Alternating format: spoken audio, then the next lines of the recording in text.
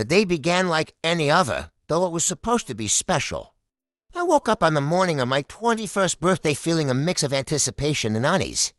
Birthdays in my family were usually a grand affair, filled with elaborate cakes, laughter, and a gathering of relatives. But this year, something felt off. I wandered into the kitchen, expecting to see the usual birthday decorations or at least a hastily scribbled card on the table. Instead, there was nothing, not even a hint of the usual excitement. My heart sank a little, but I brushed it off, thinking maybe they had a surprise planned for later. Little did I know, the surprise would be anything but celebratory. My mother was seated at the kitchen table, her face set in a stern expression. My father stood by the window, looking out with a furrowed brow. I sensed tension in the air, and my younger brother, Jake, was conspicuously absent.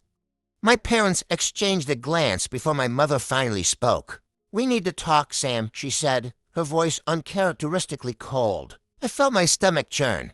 This wasn't the birthday morning chat I had envisioned. "What's going on?" I asked, trying to keep my voice steady. My father turned to face me, his expression hardening. "You need to move out, Sam, today." The words hit me like a punch to the gut. Move out? What do you mean? It's my birthday. Where am I supposed to go? My mother sighed, her gaze avoiding mine. "We've been discussing this for a while. You're 21 now, an adult. It's time for you to take responsibility for your life. You can't keep living here without contributing or planning for your future." I felt a lump form in my throat. Yes, I had been struggling to find steady work after dropping out of college. Yes, I had been staying out late, hanging out with friends, and perhaps not taking life as seriously as I should. But being kicked out on my birthday, it felt like the ultimate betrayal. "But I'm trying to figure things out," I pleaded, trying to keep my voice from breaking. "Can't you give me a little more time?" My father's face softened momentarily, but he quickly masked it with resolve. "We've given you time. You need to understand that we're not doing this because we want to hurt you. We're doing it because we think it's the only way you'll grow up and take control of your life." I stood there, numb. As my mother handed me a small stack of cash birthday money, I realized bitterly. "This should help you get started," she said quietly. "We've packed your things." I glanced at the pile of suitcases and boxes by the front door. It was surreal. One minute I was expecting a birthday celebration, and the next I was being pushed out of my home. Without another word, I gathered my belongings and walked out the door. The air outside was crisp, a sharp contrast to the oppressive atmosphere inside. I sat on the front steps for a moment, trying to collect my thoughts. Tears stung my eyes, but I blinked them away.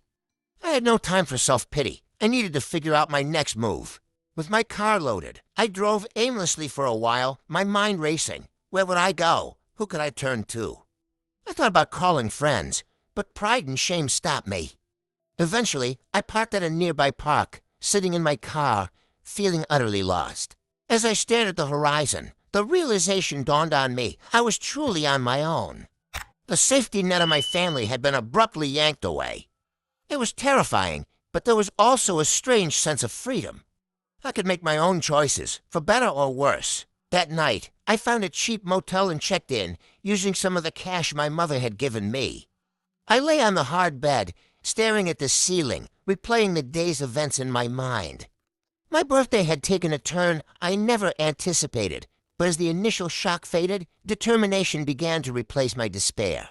The following days were a whirlwind of trying to secure a job and find a more permanent place to stay. I tapped into every resource I could, swallowing my pride and reaching out to acquaintances for help. Slowly but surely, I began to piece my life together. I found a temporary job at a local diner and saved every penny I earned. The pain of my family's decision didn't disappear overnight. It lingered like a dull ache, but I learned to live with it.